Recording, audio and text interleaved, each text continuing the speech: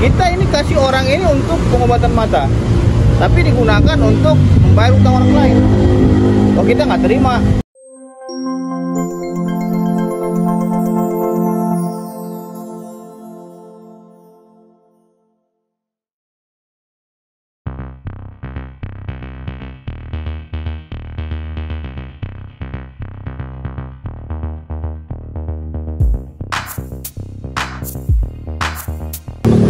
Baik, terima kasih rekan-rekan sekalian yang kami hormati. Bahwasanya kami pada hari ini sudah resmi membuat laporan ke Pusat Pelaporan dan Analisis Transaksi Keuangan PPATK RI. Tadi sudah bertemu dengan pihak PPATK dan pengaduannya sudah diterima dengan baik. Karena kami mencurigai bahwasanya aliran dana donasi ini dipergunakan untuk tidak pada peruntukannya, ya.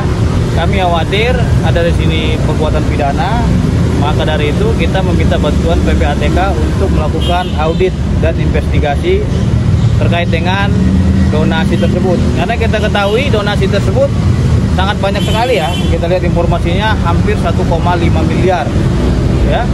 Maka dari itu tentu ini harus dipertanggungjawabkan.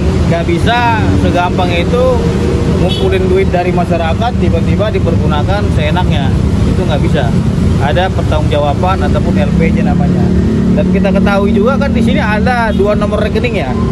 Yang pertama ada nomor rekening atas nama M. Agus Salim, yang satu lagi atas nama Yayasan Peduli Kemanusiaan. Nah, kalau memang yang menggalang donasi itu adalah berbentuk yayasan atau perkumpulan, itu sah sesuai dengan ketentuan hukum Undang-Undang Nomor 9 Tahun 1961 tentang PUB, pengumpulan uang ataupun barang. Nah, yang menjadi persoalan adalah ada penerima nomor rekening atas nama pribadi, atas nama M. Agus Salim. Nah, maka dari itu, karena memang ini penerima rekeningnya ini atas nama pribadi, sehingga ini tidak sesuai dengan ketentuan hukum yang diatur di dalam pasal 3, ya, dan pasal 6 Undang-Undang Nomor 9 Tahun 1961. Karena di situ jelas yang boleh melakukan pengumpulan uang sumbangan ataupun donasi itu hanya 2. Yang pertama, organisasi kemasyarakatan, ya, yang berbentuk dengan perkumpulan atau ormas. Yang kedua, yayasan. Yang menjadi persoalan adalah ada satu atas nama nomor rekening pribadi. Nah, apakah ini terafiliasi dengan yayasan, perkumpulan atau tidak? Tentunya kan kalau memang dia terafiliasi dengan yayasan, itu harus menggunakan nomor rekening yayasan ataupun perkumpulan organisasi kemasyarakatan. Gitu loh. Nah, jadi di sini kita mencurigai adanya pidana di dalam penggalangan donasi ini, ya. Dan kita ingin bahwasanya donasi ini dipergunakan benar-benar untuk pengobatan, bukan hal-hal lainnya. Kalau dipergunakan untuk hal lainnya tentunya kita keberatan, apalagi ini ada donatur juga di sini, gitu loh. Keberatannya di mana? Contohnya, kita ini kasih orang ini untuk pengobatan mata, tapi digunakan untuk membayar utang orang lain. Oh, kita nggak terima. Kalau memang seperti itu konsepnya di awal, tentu kita tidak akan berdonasi, gitu loh. Maka dari itu, teman-teman, ya, hari ini sudah diterima satu lagi tuh. Ini mau minta tolong di blur, ya, karena ada nomor telepon dan email, identitas juga. Ini. Semua.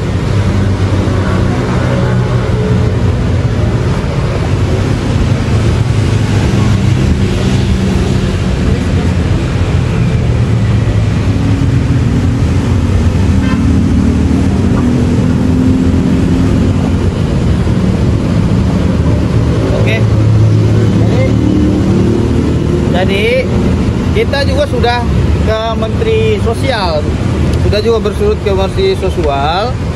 Ini dia, ya, kita sudah bersurut juga ke Menteri Sosial.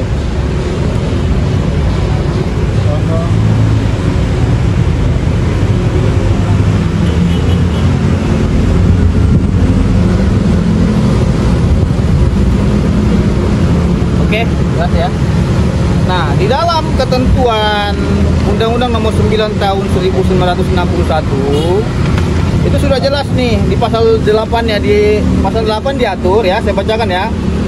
Dipidana dengan pidana kurungan selama 3 bulan atau denda setinggi-tingginya Rp10.000 barang siapa menyelenggarakan, menganjurkan atau membantu menyelenggarakan pengumpulan uang atau barang dengan tidak mendapat izin lebih dahulu seperti dimaksud dalam pasal 1 ayat 1. Yang kedua, tidak memenuhi syarat-syarat yang tercantum dalam keputusan pemberian izin.